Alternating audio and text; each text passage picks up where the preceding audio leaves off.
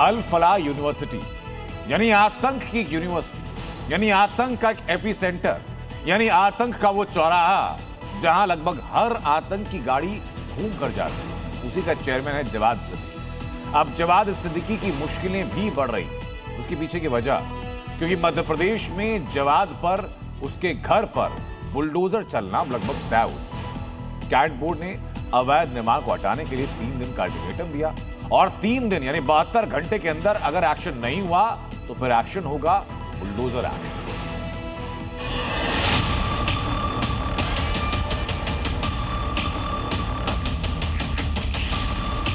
पहले जवाद अहमद सिद्दीकी गिरफ्तार, फिर जवाद का भाई हमूद सिद्दीकी गिरफ्तार, और अब क्या जवाद के महल पर बुलडोजर चलेगा?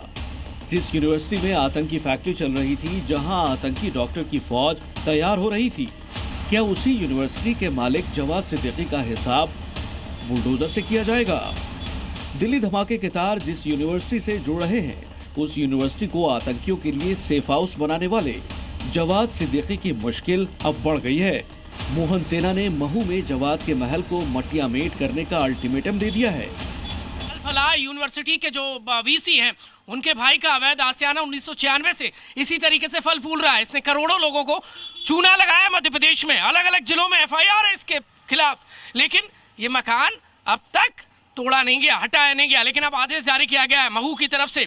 महू का जो प्रशासनिक अमला है वो कह रहा है कि 3 दिन में हटा लीजिए, वरना हम मोहन सरकार का बुलडोजर चला देंगे और उसको ध्वस्त कर देंगे।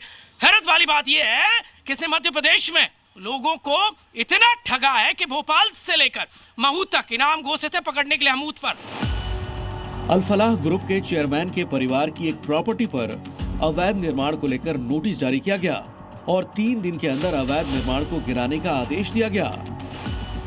जवाद का यह महल महू के पत्ती बाजार में है और कैट बोर्ड ने इसके निर्माण को अवैध करार दिया है। बोर्ड ने मकान पर बड़ा नोटिस चस्पा करते हुए 3 दिन में अवैध निर्माण हटाने का आदेश थमा दिया। अल्टीमेटम साफ है, निर्माण खुद गिराओ वरना कैट बोर्ड गिराएगा और अवैध हिस्से को गिराने का खर्चा भी वसूलेगा। यानी जवाद के महल पर बुलडोजर चलना तय है।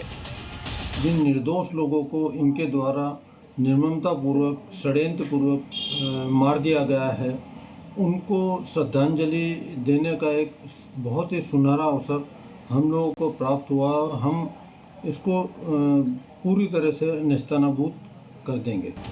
लेकिन जवाद एंड कंपनी का हिसाब मोहन सरकार करने वाली है और इस दिशा में पहला कदम जवाद के महल पर बुलडोजर एक्शन की सुगबुगाहट है।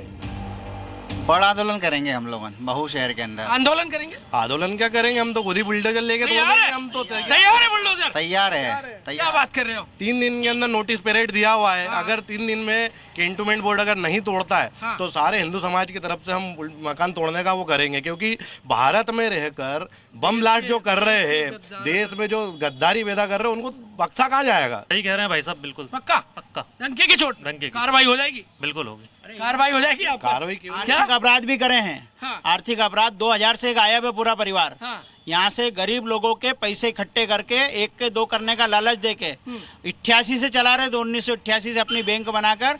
बहुत सारे एमईएस के कर्मचारी, सेना के ऐसा कोई बचा नहीं जैसे गद्दारों ने सब छोड़ा नहीं है।